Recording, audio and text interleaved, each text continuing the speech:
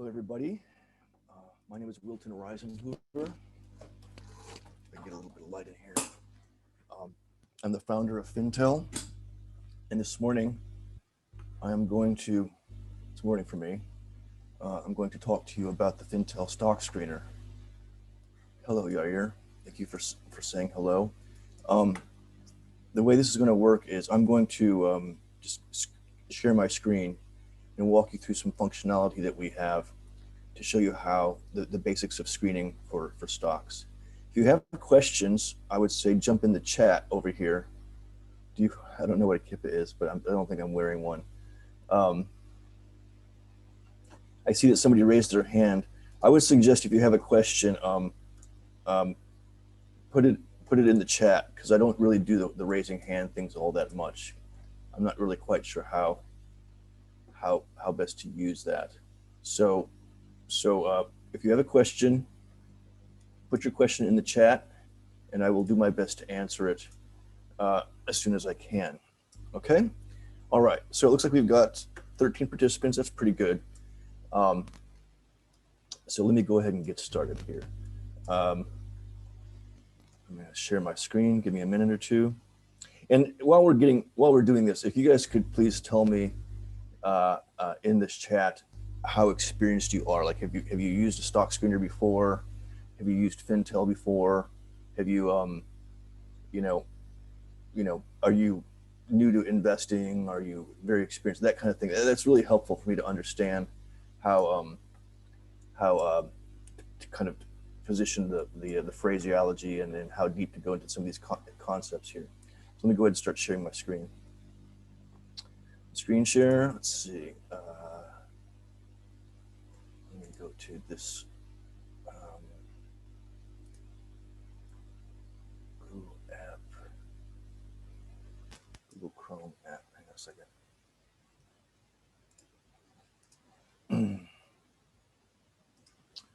Okay, great.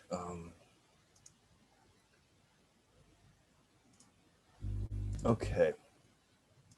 Somebody works for a firm and thinks we have a great tool. That's great. I'm glad you think we have a great tool. I think we do too. All right, as do lots of other people. So you should be able to see my screen now. Just confirm that you can see my screen, if you don't mind. Okay, someone has just started an investment. Well, it's good to have you here. Okay, great. So look, I'm going to first of all tell you that this is not a simple tool. I spent a lot of time looking at stock screeners in my career. I've been, I'm an engineer by trade, and I've been following the markets for most of my life.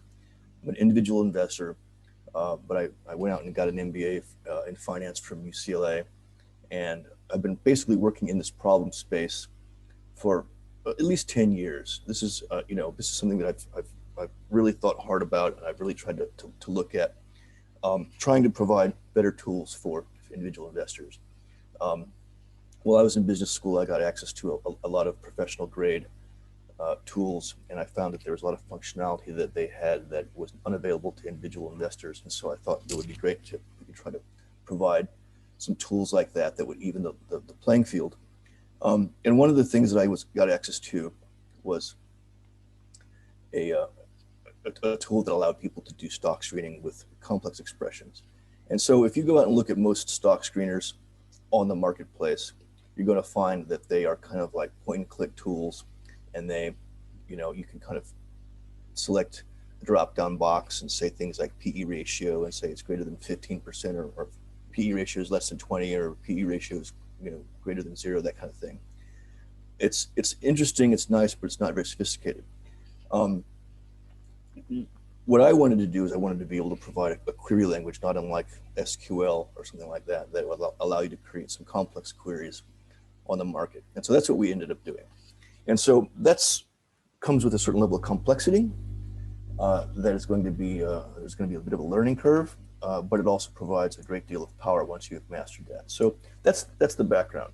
So let me just kind of walk you through. If you go to the stock screening page, you're going to see this kind of canned tool in here, this canned query that we set up that basically tries to provide you with a sample of, yes, there's an index with all the key codes right here. Complete list of terms. I'm going to right click on this. So I'm going to say open link, new tab. You may or may not be able to see this because I'm only sharing a tab, but this is the terms right here. And I will admit that we don't have a tutorial written down, and the terms do not have all the definitions in there. We're in the process of a big renovation with the stock screener. This stock screener that you see here is about 5 years old. I've made some small updates to it over the years, but it's 5 years old.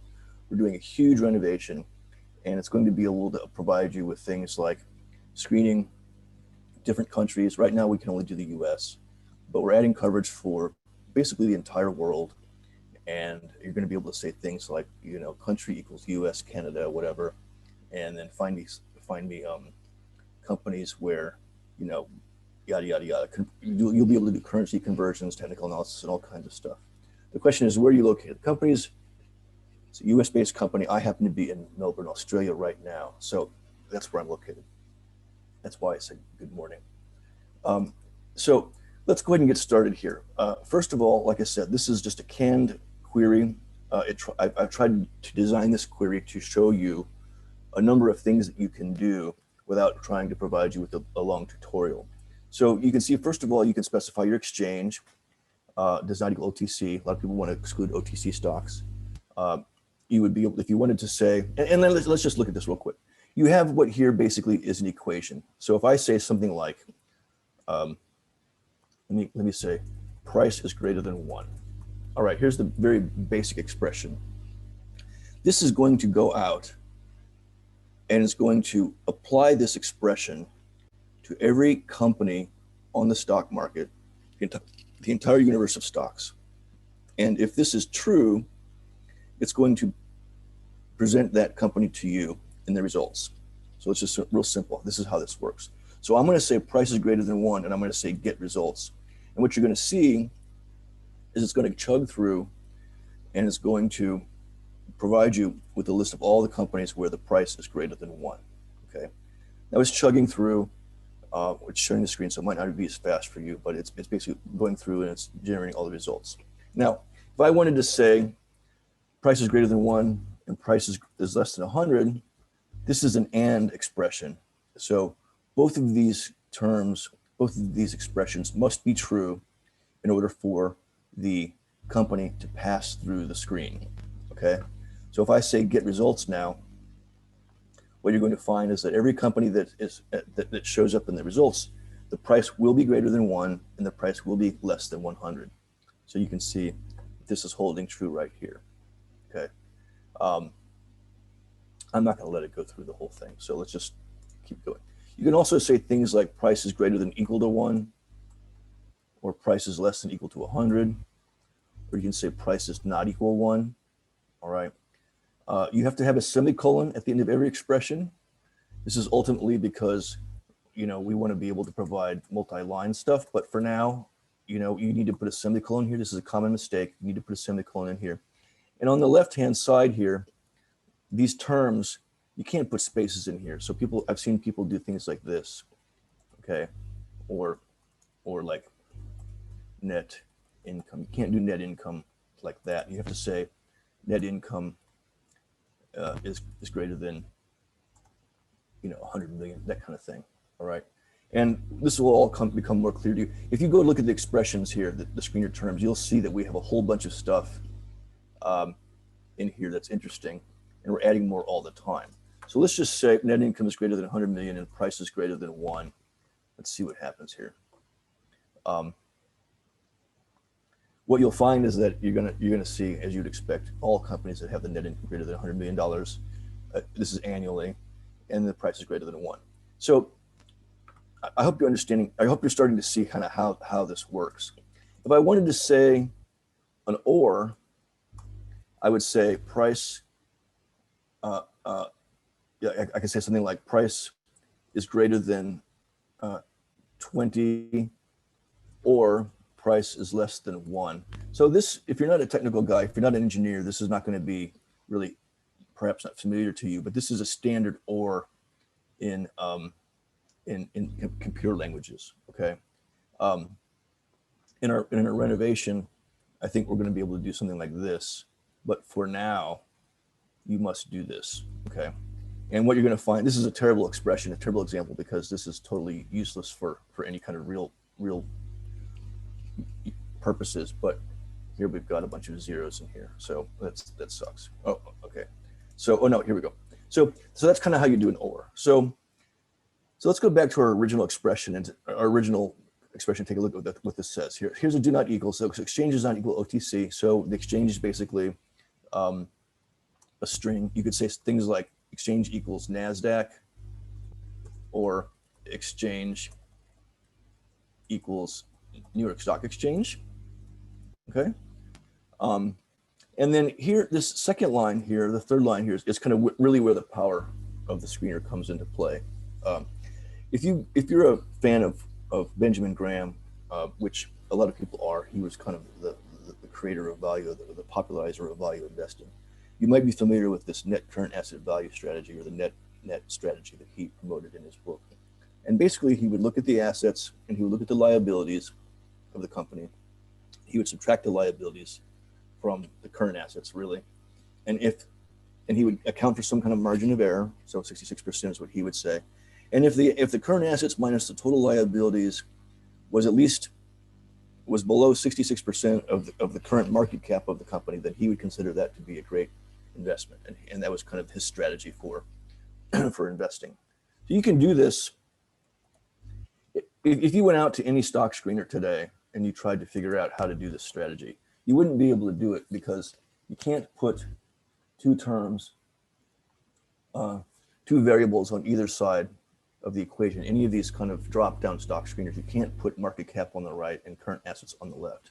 So this is the net current asset value strategy popularized by Benjamin Graham. Now I can get rid of this, and I can get rid of this, and I can say get results. And you're not going to find much, because these days valuations are pretty inflated, that you're not going to find any company where this is going to be true. You can do something like this. But the point is that with this stock screener and the query language that we have, you can actually express these complex equations and actually get results in scenarios where you couldn't get them before. Now, like I said, you're not going to get a whole lot of results, because there aren't that many on the market today. So that's kind of how that works. So the question is, can you show an example of how code NI from last quarter over 10%? I don't know what that means. What is code NI? Is that the symbol? Oh, okay. So code 10% of what? 10% of revenues? I don't know. Net income of 10% of what? Increases. So yeah, so you can just do this, right? Net income growth. So this is not going to be over a quarter. This is going to be over annual, okay? But you could say something like this. Let's just see here, for example, okay? Now I want to make sure that you guys understand that we have the data that we have right here is coming from SEC filings, and it's coming directly from SEC filings. So we're basically scrubbing, crawling the 10Ks and the 10Qs that come from the Edgar, and they have data in there that they publish regarding net income and so forth. And we basically take that directly and we put it into the screener. And it's great because the data comes right away, and so it's pretty responsive. We can get it within seconds of it being filed. But the problem is that the taxonomy,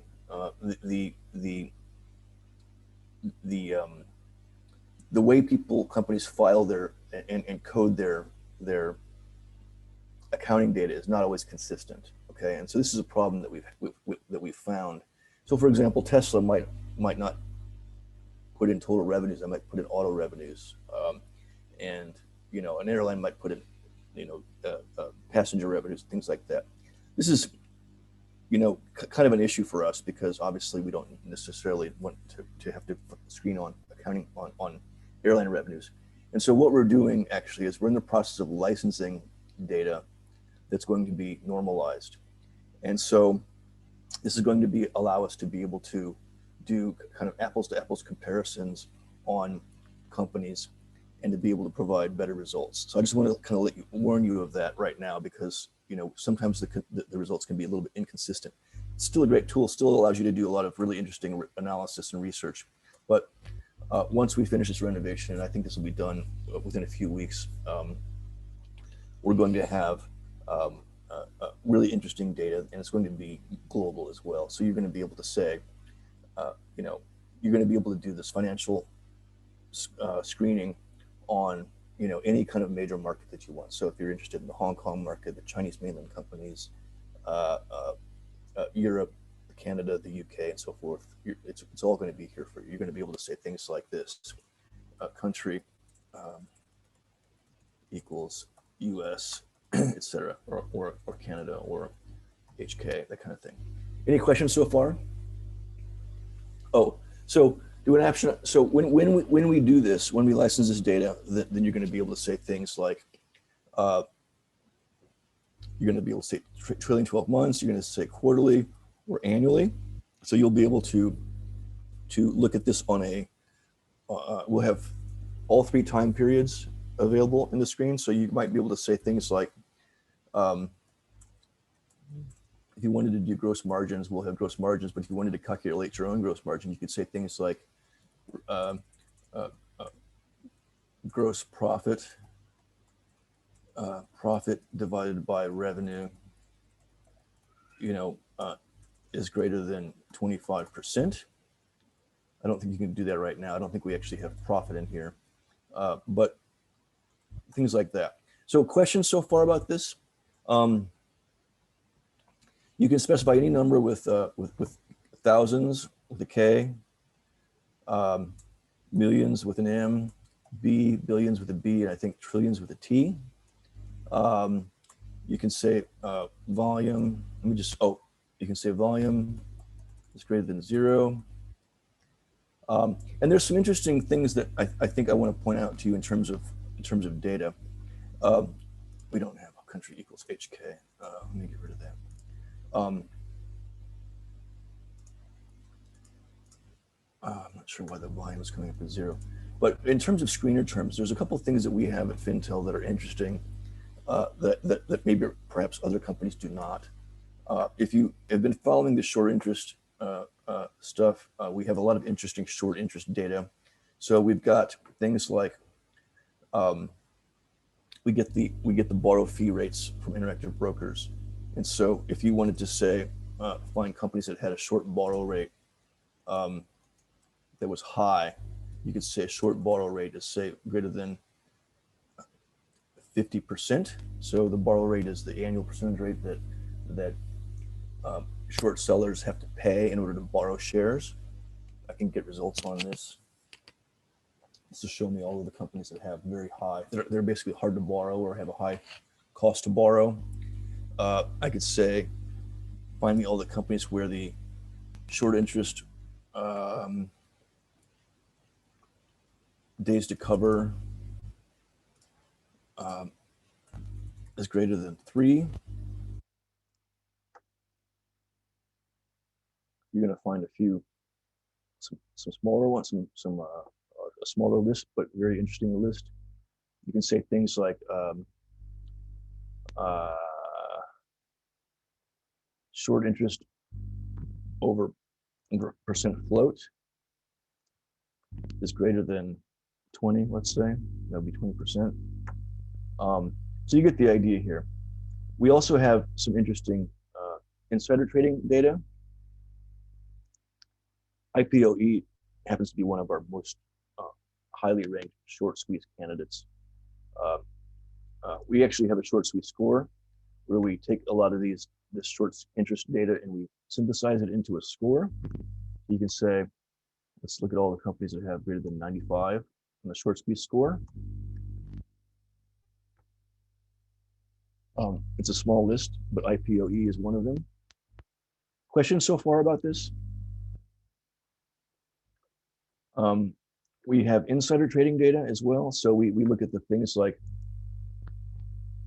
if you take all of the insiders that are buying and selling data, buying and selling shares in say the last 90 days, and you count them up and you say, okay, how many have bought and how many have sold, and then you divide the number that have sold by the number that have bought, then you get the insider sell buy ratio.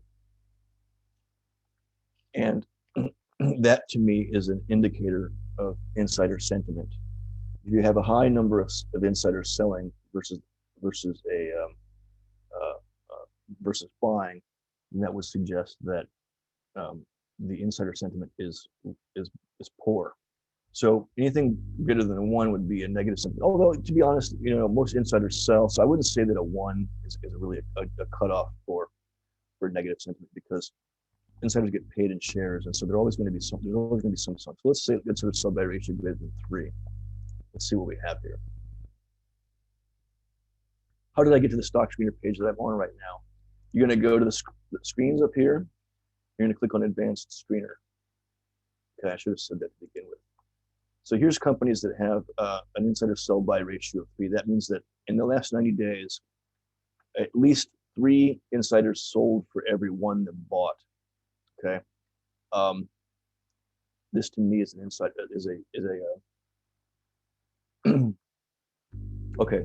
So this to me is a sign that is a good sign for sentiment. You can also find this is a kind of a negative sentiment. You can also switch this around and make the buy sell ratio greater than 3, and this would be a positive sentiment type factor. All right. Questions so far about the screener? I'm just going to show you a couple more things here, but really, I've really kind of hit everything that I really wanted to hit. You can also say things like owners count. If you want to find companies that don't have a lot of owners yet, this is the number of institutional investors that have disclosed positions. So a lot of times you might want to say, finding companies where the price is low. If you're looking for like micro caps, market cap is less than 3 billion, and the owners count is less than, say, 50, to find companies where there's small companies where there's not a lot of owners yet. You can perhaps jump in and get in before something takes off. So this is how you can do owners count. All right. Any more questions about this? You can do things like EPS. EPS is greater than, PE ratio is greater than 0. PE ratio is less than 50.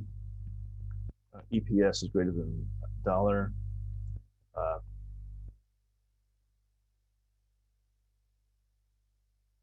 And then once you have figured out your screen, you can actually save it. All right. So let's say I have a strategy that I like, and I've created the screen, and I saved it. What we'll do, let me cancel this. What happens is that you'll get a little page on your dashboard, your screens. You can see some screens over here that I've built a long time ago, and I've saved it. Here's the in-cap screen that we talked about, the Benjamin Graham in-cap screen, net current asset value screen. You can see that basically it runs. Here's a couple in the portfolio right now that it has found, and basically these are all passing the screen. What happens is when you save the screen, we're going to run that screen every day for you automatically, and we're going to put new anything that is new in a portfolio, and you can look at that portfolio, and then if it's when the company stops passing the screen, then we're going to remove it for you. So you're going to see the current list of portfolio holdings in that screen. So there's 12 companies in the net cap current asset value portfolio right now that you can look into, and then you can also see the trade history here if you like. So that's one of the things that we do that's I think is interesting. We'll actually run that for you every day. You don't have to go back and get results every single day. Questions about that? There's a couple others I have in here. I have that. I have return on invested capital screen. I think return on invested capital is a great indicator of efficiency, company efficiency and quality.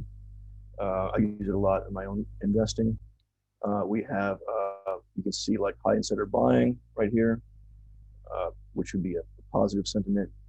high insider selling, which would be a negative sentiment. It's good to see that my high insider selling seems to be working, seems to be performing much more poorly than the high insider buying strategy, which I think is good, up 53% versus up only 18%. So in terms of back testing data, we don't actually back test data yet. What we do is we track the performance of a strategy going forward. So I created this strategy back in September, back in October 28th. And then every day this strategy has run and it has bought stuff and it has sold stuff. You know, we basically consider this to be an equal weighted portfolio. If something new shows up, like on 510, these companies all got added. Then we track the performance of each of these stocks in an equal weighted portfolio every day until a company falls out of the screen. And so that's how we get this performance here. We don't actually go back in time. Like if you had a strategy and you wanted to see how it would perform, we don't allow you to say, you know, start back 10 years ago and then run the strategy and show you kind of how did it work. We don't do that yet. We do have plans to do that in the future, but this is all basically go forward strategies type stuff. It's a great idea. And I think, I mean, that's really all of the kind of canned stuff that I wanted to talk about. I can hang out here and provide you guys with some more answers, some more questions if you like, but I don't really have anything else specific to say regarding the screener. How many of you guys do a lot of technical analysis? Let me ask you that. And then how many of you are interested in international stocks, like non-US stocks? Can you ping me in there if you're interested in that kind of stuff? Is there something in here that is exciting to you that I can talk more about and show you? Okay. What countries are you interested in?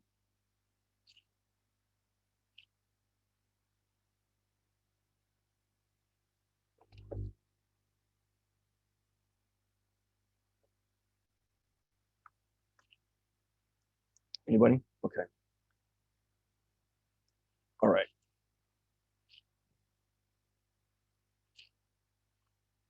Okay, well, if I don't have any more questions, I'm going to go ahead and close this down.